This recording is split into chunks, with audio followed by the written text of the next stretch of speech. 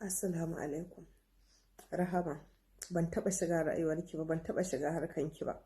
Amma kin taɓa masoyin mu Annabi Muhammad sallallahu alaihi wasallam, wanda shi an yi duniya dan shi, an yi lahira dan shi. Kika sa a dalilinki wani tsinanne la'ananne wanda Allah ya tsine wa albarka, wanda insha Allahu ba zai gama da duniya lafiya ba, ya zo ya ci mutuncin Annabi Muhammad sallallahu alaihi wasallam. To, ke da Allah ba a taɓa annabi ya bari. Sannan mu bayan Allah ba a taɓa annabi mu bari. Wallahi al'azim Rahama, ni ba na tare da ke. Ba na tare da ke, kuma duk wanda ya cuce mu, duk wanda ya cuce mu a dalilin ki Rahama, Ubangiji Allah ya gaggauta saka mana. Allah ya isa.